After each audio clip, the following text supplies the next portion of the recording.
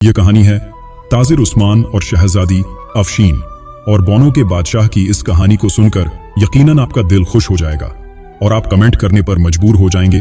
तो आप इस कहानी को मुकम्मल जरूर देखें, साथ ही वीडियो को लाइक और चैनल को सब्सक्राइब कर लें। बहुत अरसा पहले की बात है, मुल्क के रोम पर एक रहमदिल बादशाह हुकूमत करता था। बादशाह बड़ा इंसाफ पसंद, नेक सीरत और बहादुर था।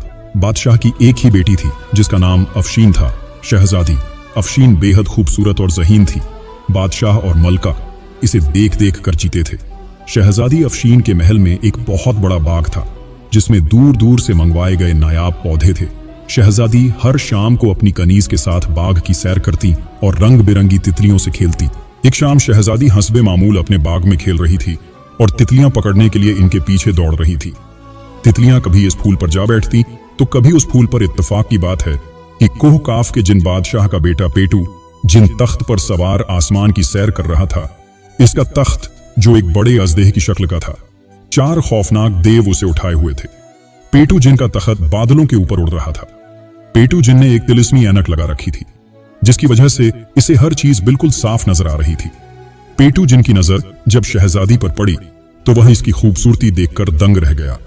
इसने इसी वक्त अपने गुलाम देव को तख्त बाग में उतारने का हुक्म दिया। तख्त नीचे आया तो कनीज डर के मारे शोर मचाती भाग गई। शहजादी अफशीन तो घाहाश खाकर गिर पड़ी। पेटू जिन ने इसे उठाकर अपने तख्त पर डाला और बोला कि मैं इस खूबसूरत लड़की को अपनी मलका बनाऊंगा, चलो अब वापस कोह काफ चले। देव यह सुनते ही तख्त कंधों पर उठाए कोह काफ की तरफ रवाना हो गए। उधर कनीज दुहाई देती मलका और बादशाह के पास पहुंची और इन्हें बताया, मलका तो हाय मेरी बच्ची कहकर वहीं तड़ाक से गिर पड़ी और बेहोश हो गई। बादशाह घबराहट में नंगे पांव ही बाग की तरफ भागा, मगर अब वहां क्या था? कुछ भी नहीं। शहजादी को तो पेटू जिन उठाकर ले गया था। पूरी सल्तनत में कोहराम मच गया। जिसने सुना आंसू बहाने लगा। बादशाह ने शाही नजूमी और वजीर आजम से मशवरे के बाद ऐलान करा दिया कि जो शख्स भी शहजादी अफशीन को कोह काफ के जिन्न की कैद से आजाद करा के लाएगा वही तख्त और ताज का वारिस होगा। इस ऐलान को सुनते ही बहुत से मनचले शहजादे और नौजवान अपने घरों से निकल पड़े, मगर किसी को भी कोह काफ का रास्ता न मालूम था। इधर उधर भटक कर नाकाम लौट आए। मुल्क रोम के गांव में एक नौजवान ताजिर उस्मान भी रहता था। इसने जब यह ऐलान सुना तो सोचा किस्मत आजमानी चाहिए, शायद खुदा मेरी मदद करे और मैं शहजादी को जिन की कैद से छुड़ा लाऊं। यह सोचकर उस्मान ने सफर के लिए सामान बांधा और घोड़े पर सवार होकर मशरिक की तरफ रवाना हो गया।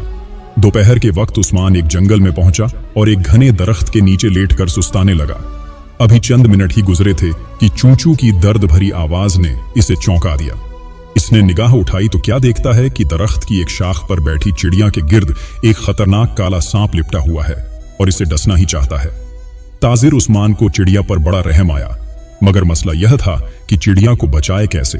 जितनी देर में वह दरख्त पर चढ़ता सांप चिड़िया को डस लेता। सोचते सोचते उस्मान के जहन में एक तरकीब आ गई। इसने जल्दी से घोड़े की जीन से लटकती ढाल उतारी। ढाल शीशे की तरह चमकदार थी। उस्मान ने ढाल को जमीन पर इस तरह से रखा कि इसका रुख दरख्त पर बैठे सांप की तरफ हो गया। काले सांप ने जब चमकती ढाल में अपना अक्स देखा तो समझा कि कोई और सांप आ गया है। वो बड़े गजबनाक अंदाज में फन फैलाकर फूंकारने लगा। ताजिर उस्मान ने बड़ी फुर्ती से कमान में तीर जोड़ा और अल्लाह का नाम लेकर छोड़ दिया। सनसनाता हुआ तीर सीधा सांप के फन में लगा और सांप तड़प कर मर गया। चिड़िया बच गई और फिर से उड़कर ताजिर के सामने आ बैठी। मगर यह क्या, उस्मान के सामने तो एक हसीन परी मुस्कुरा रही थी। परी ने कहा, ए आदमजाद, तुम्हारा बहुत बहुत शुक्रिया, तुमने मेरी जान बचाई। मैं परियों की मलका की खास कनीज हूं। आज चिड़िया बनकर सैर को निकली थी, इस सांप के हत्थे चढ़ गई। अगर तुम ना आते तो इस सांप ने तो मुझे मार ही डालना था। उस्मान ने हंसकर कहा, ए परी, यह हर इंसान का फर्ज है कि वह जानवरों पर रहम खाए और इनकी मदद करे। परी खुश होकर बोली, तुम बहुत अच्छे इंसान हो, बोलो मैं तुम्हारी क्या मदद कर सकती हूँ। उस्मान ने कहा, मैं रूम की शहजादी अफशीन को जिन्न की कैद से आजाद कराने कोहे काफ जा रहा हूँ। अगर तुम मुझे कोहे काफ का रास्ता बता दो तो बड़ी मेहरबानी होगी। यह सुनकर चिड़िया सोच में पड़ गई। फिर कहने लगी, यह तुमने बहुत मुश्किल काम का बेड़ा उठाया है, लेकिन बहादुर लोगों के लिए कोई काम मुश्किल नहीं होता।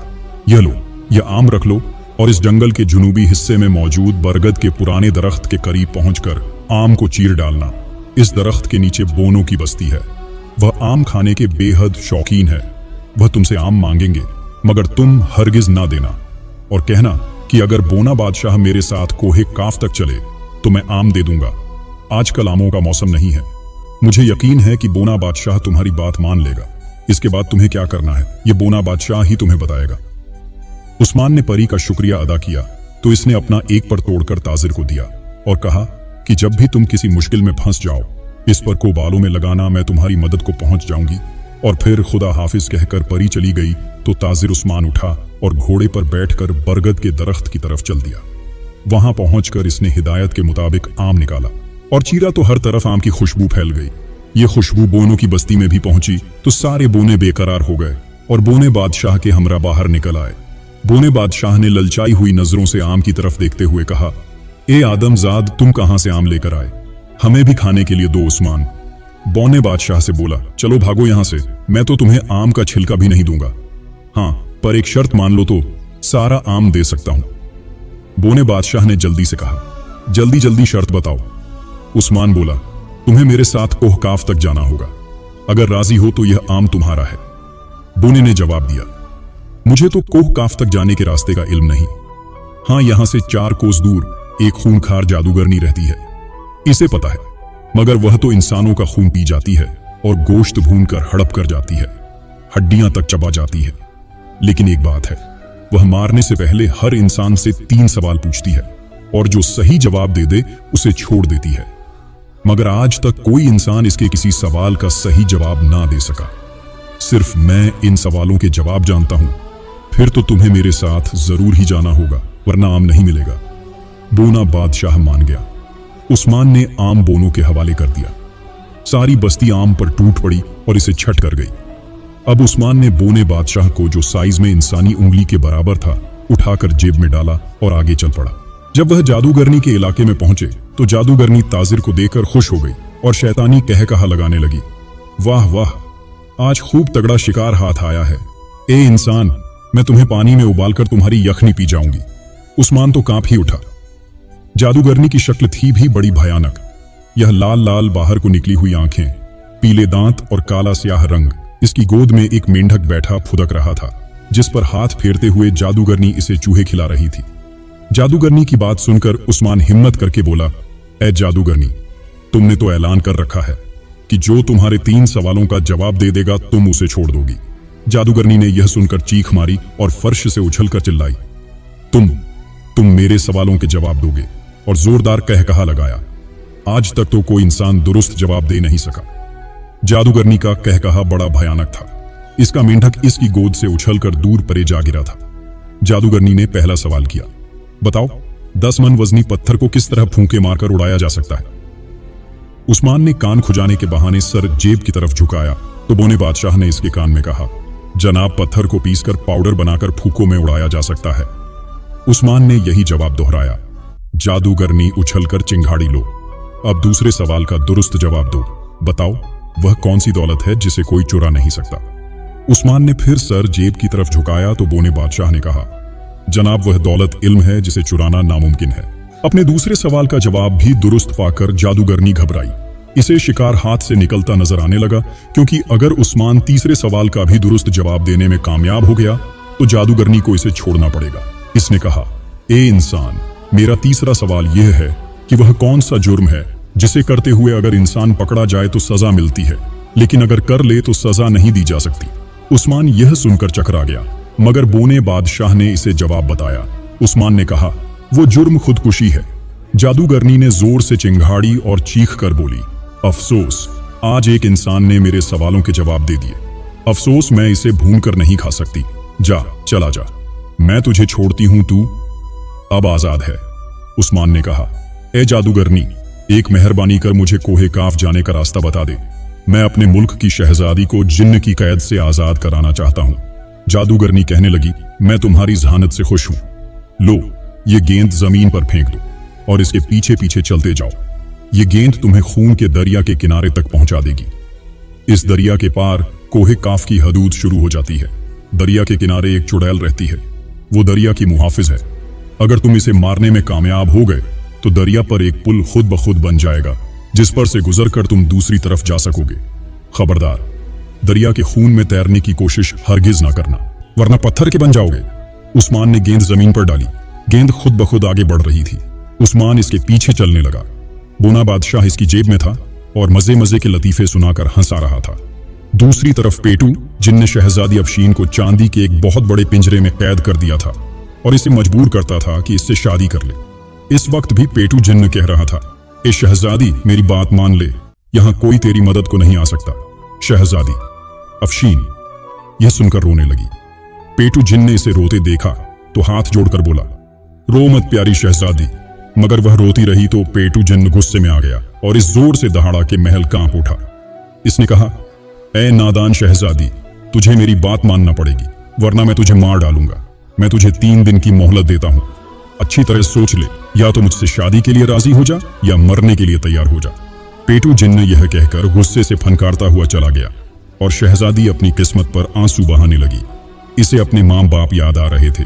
इसने सुन रखा था कि जो बच्चे और बड़े अपने माँ बाप की खिदमत करते हैं और कहना मानते हैं, अल्लाह पाक इनकी मदद फरमाता है।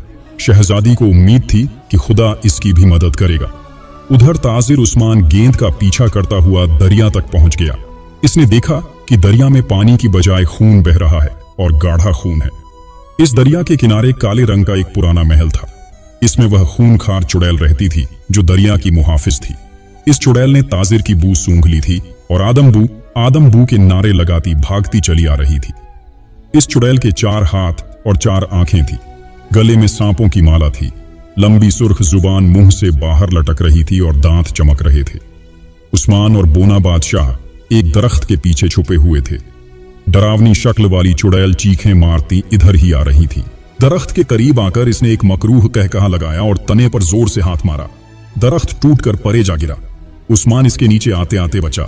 इसने फौरन तलवार निकाली और कहा, ए खूनखार चुड़ैल, मरने के लिए तैयार हो जा, मैं तुझे तलवार से काट डालूंगा। चुड़ैल दांत निकालकर हंसने लगी। इसकी खौफनाक हंसी से भौचाल सा आ गया। दरख्तों पर बैठे परिंदे फड़फड़ाकर उड़ गए। इसने गरज कर कहा, तेरी यह मजाल, आज मैं तुझे चुटकियों में मसल कर रख दूंगी। तेरा खून इस दरिया में बहाकर गोश्त खा जाऊंगी। उस्मान ने तलवार से वार किया। तलवार चुड़ैल के बाजू पर पड़ी, मगर इस पर कोई असर न हुआ। इसे जख्म तक नहीं आया। अब तो उस्मान के हाथ पांव फूल गए। बोना बादशाह जेब में कूदता हुआ बोला, हाय मारे गए। चुड़ैल हाथ फैलाकर उस्मान की तरफ बढ़ी। उसी वक्त उस्मान ने जेब से परी का दिया हुआ पर निकालकर बलों में लगा लिया। बस तो फिर क्या था, एक धमाका के साथ परी आ मौजूद हुई। इसके हाथ में सोने की कमान थी जिस पर फौलादी तीर चढ़ा हुआ था। इसने आते ही तीर चलाया। तीर सीधा चुड़ैल के सीने में लगा। इसने जोरदार चीख मारी और जमीन पर गिर कर तड़पने लगी। इसकी आंखें बाहर को उबल आईं और वह चीखती हुई मर गई। बुरे काम का बुरा अंजाम होता है। यह चुड़ैल सैकड़ों इंसानों को हड़प कर चुकी थी और आज खुद मारी गई। उस्मान ने कहा, ए परी, मैं किस मुंह से तेरा शुक्र अदा करूं? तुमने मुझे और बोने बादशाह को मौत के मुंह से बचा लिया। परी ने हंसकर जवाब दिया, जो कोई नेकी करते हैं इसका सिला इन्हें जरूर मिलता है।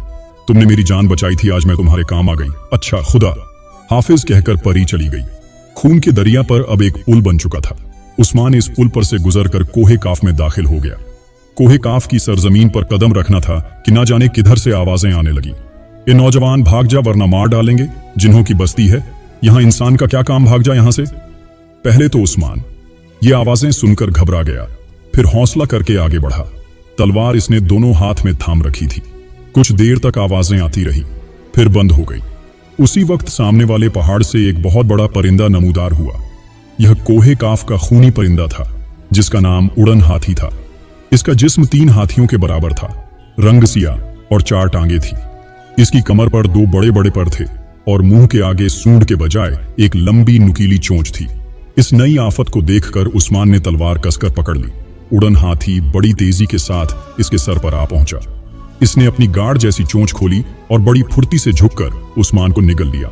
उस्मान को लगा कि जैसे वह किसी गदली सड़क पर फिसल रहा है। वह फिसलता हुआ एक अंधेरे कमरे में जा गिरा। यह इस उड़न हाथी का मैदा था। उस्मान मैदे में खड़ा हो गया। इसे कुछ नजर नहीं आ रहा था और सांस लेने में भी दिक्कत हो रही थी, मगर फिर यह मुश्किल हल हो गई। उड़न हाथी ने अपनी चोंच खोल दी थी। रोशनी और हवा अंदर आने लगी थी। बौने बादशाह ने कहा, अरे बाप रे, यह खौफनाक परिंदा मेरे बाप दादा ने भी नहीं देखा था। उस्मान ने कहा, अब इस जगह से निकले कैसे? कुछ देर यहां रहे तो इस परिंदे के मैदे के तेजाब से हम हजम हो जाएंगे। मेरा ख्याल है कि तलवार के जरिए सुराख करके बाहर निकलना चाहिए। उस्मान ने खुदा का नाम लिया और तलवार से भरपूर वार किया। उड़न हाथी का गोश्त इस तरह कटा के जैसे साबुन हो। वह चीखे मारता हुआ अपनी टांगों पर घूमने लगा। ऐसा करने से मैदे में गोया जलजला आ गया हो और उस्मान उड़न हाथी के पेट में कलाबाजियां खाने लगा, मगर संभल कर वह तलवार चलाता रहा। उड़न हाथी को बड़ी तकलीफ हो रही थी। इसने उस्मान को बाहर उगल दिया। उस्मान धड़ाम से बाहर जमीन पर गिर पड़ा।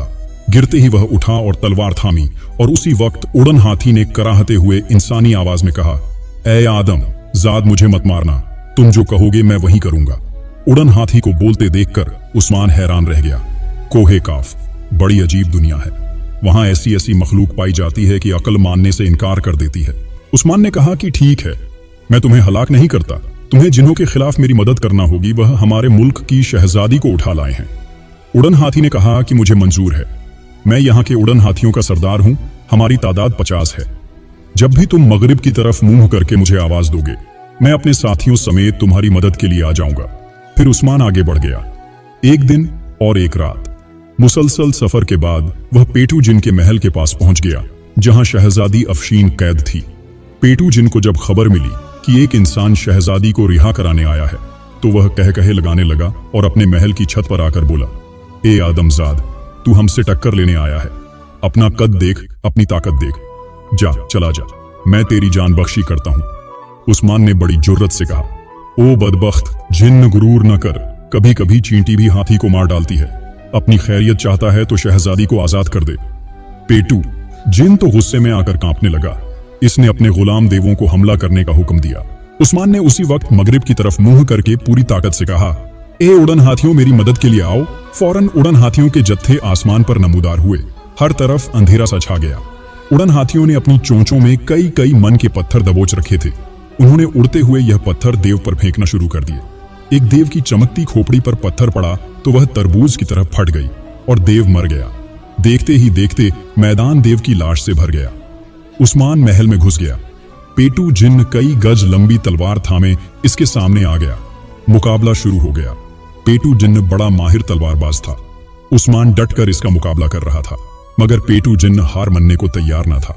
बोने बादशाह ने जब यह देखा तो उस्मान की जेब से जादूगरनी वाला गेंद निकालकर पूरे जोर से पेटू के मुंह पर मारा। गेंद फट गई और इससे काला धुआं निकला। पेटू जिन बेहोश हो गया। उस्मान ने लपक कर इसका सर काट लिया। पेटू जिन तड़पता हुआ खत्म हो गया। शहजादी अफशीन को चांदी के पिंजरे से निकालकर उस्मान वापस चल दिया और मंजिलों पर मंजिलें तय करता मुल्क रूम तक पहुंच गया। बादशाह और मलका ने जब अपनी बेटी को जिंदा सलामत देखा तो खुशी से निहाल हो गए। उस्मान और शहजादी अफशीन की शादी बड़ी धूमधाम से हो गई। बादशाह ने तख्तो ताज भी उस्मान के हवाले कर दिया।